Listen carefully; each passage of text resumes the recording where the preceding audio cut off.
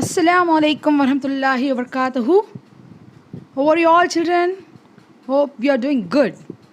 Okay, in our previous class, we dealt with Chera dynasty, and now we are here to learn about Cholas. The Chola dynasty is believed to have originated from the fertile valley of river Kaveri. By the turn of the 18th century, there were three prominent kingdoms of the south, the Cheras, Pandyas and the Cholas, who considered more powerful of the three. In this module, we will learn about the Cholas.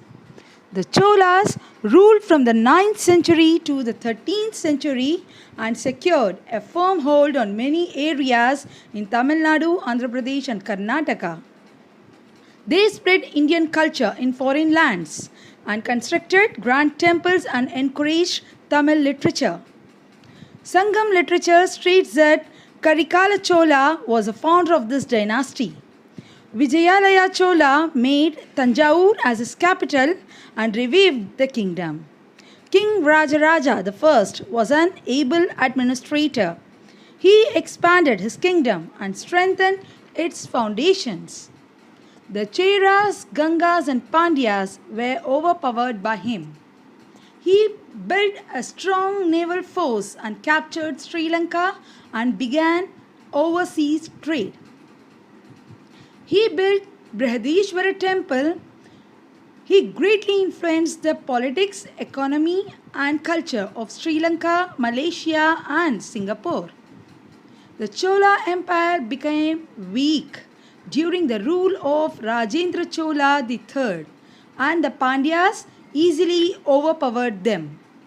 The administrative system of Cholas was able and efficient. The Chola kingdom was divided into Mandalam, Kotwangi, Nadu, Kurram and Tarakurram or village. There was a committee of subjects called Ur in every village. Every Kurram had a village committee named Mahasabha, whose members were chosen through election. Sanskrit scholars and rich people were allowed to stand for them. The tax collected was 1/6 part of the land revenue. Cholas constructed many lakes like Belandur Lake near Bangalore. They built a huge pond in Gangaikonda Cholapuram and paid attention to irrigation. As he collected sacred water from the holy river in golden pots and poured it into a tank and called Chola Ganga. So he was adopted with the title Gangai Kondan, which means victory over Ganga. The Brihadishwar temple is an example of fine architecture. The temple is about 500 feet tall and has a 250 feet wide courtyard. King Rajendra built the Choleshwara temple. The temples were the centers of education and religious activities. Tamil literature found all-round development during this period, like Ramayana written by Kamban, Periya Puranam composed by Sekiyar, and Tirukkavidevas Jivika Chintamani are some noteworthy works of this period. Chola prince, who called himself Kulatonga or star of the dynasty, under his rule Sri Lanka gained independence from the Chola rule.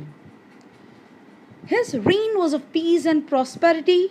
Trade with Southeast Asia arose with diplomatic missions sent to China. Later, Chola rulers lost control to Western Chalukya king Vikramaditya VI. The future Chola kings all faced trouble in one way or the other. So, Chola Empire shrank to the region around Tanjore and soon came to an end. That's it about Cholas. And let's have a quick recap on Chola dynasty. The Chola ruled from the 9th to 13th century and took firm hold on many areas in Tamil Nadu, Andhra Pradesh and Karnataka. Karikala Chola was the founder of this dynasty. Vijayalaya Chola made Tanjavur as his capital. King Rajaraja I built strong naval force and captured Sri Lanka. The kingdom was divided into Mandalam, Kotwangi, Nadu, Kurram and Tarakurram. Cholas built many temples during their reign.